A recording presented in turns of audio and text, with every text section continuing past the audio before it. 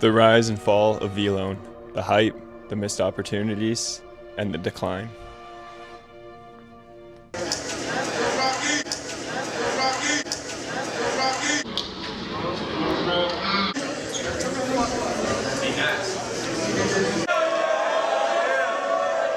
ASAP, Playboy Cardi in this bitch. You know how we give it up, man. What you say, young blood?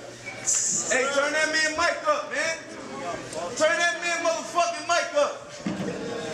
It's lit.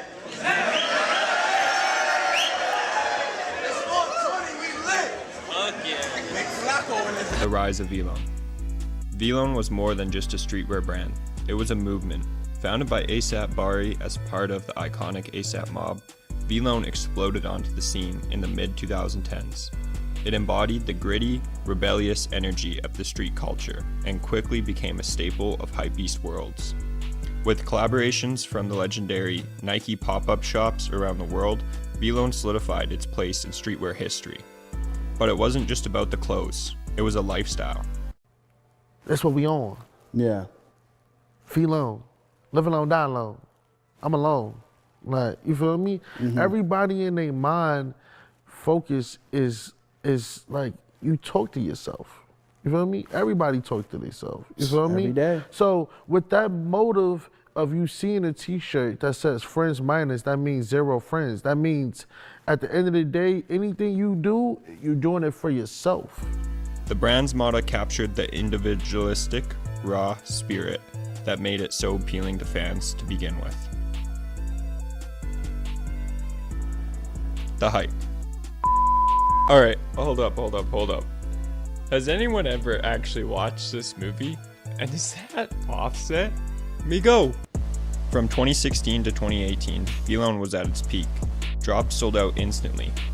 Resale prices skyrocketed, and the brand was everywhere. A$AP Rocky's influence helped push VLONE to the mainstream. And when Bari teased the Nike Air Force One collaboration, the hype was at an all-time high. Sneakerheads and hip-hop fans and streetwear enthusiasts alike were scrambling for a piece of VLONE, and at one point it seemed like the brand was untouchable. A$AP Bari's controversy. In 2017, things took a dark turn.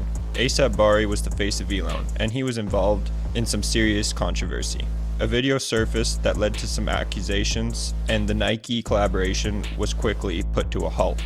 The backlash was swift and brutal, and tarnished VLONE's image almost overnight. Fans were divided. Some stood with Bari, while others couldn't support the brand anymore. This controversy marked the beginning of VLONE's graceful fall. The sale and rebrand. In the wake of the controversy, VLONE was sold to new investors, and they attempted to rebrand the focus away from A$AP Bari. And the brand tried to distance itself from its troubled past. They pushed new designs and expanded into the mainstream markets once again and teased new collaborations. But the magic wasn't there anymore. The brand's identity had been so closely tied to the A$AP mob and the hype around Bari, it struggled to keep the mainstream appeal that it once had. The mismanagement and the fall. Mismanagement plagued the rebrand. You guys are probably wondering who VLONE sold to. I'm actually not too sure. It's not really that public of information, and the guy who owns it isn't really on social media by his alias. On the VLONE About page, there's a facts page, and he goes by F. So Hunter. If you guys can do any private research, let me know in the comments if you guys come up with anything, and I'll make a part 2 to this video. With the rebranding, they've also brought in a couple things that VLONE never did originally. They have mystery boxes to get rid of all of the original stock when the company sold anything that was produced originally, transferred hands. So I've actually ordered 2 of these mystery boxes for my streetwear business. I don't have the videos anymore because that was before I was doing YouTube, but I spent like $4 grand on VLONE mystery boxes. I did get my value worth. There were some older products. I got like A$AP Yams Day stuff, some staple stuff. It was pretty cool to see, but that's just sort of part of the rebranding. They also have VLONE Farms, which is a legal like smoking business. I'll put in some photos and you guys can do some private research. I don't want to get this video demonetized, but the company's definitely changed a lot since 2011.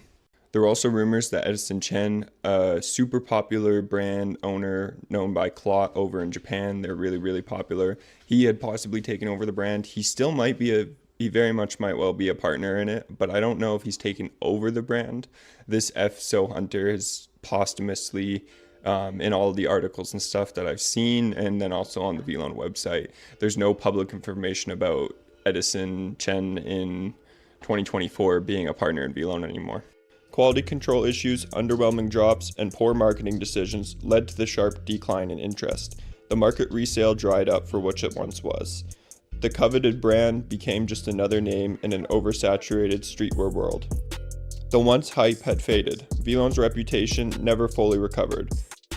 Fans were left disappointed by the inconsistency in design and releases, and soon the brand that had once been the forefront of streetwear culture was now a shadow of its former self. So what went wrong? VLONE's rise to the top was fast, but its fall was even faster. The controversy around A AP Bari, the sale of the brand, poor management decisions, these all contributed to VLONE's downfall in the end.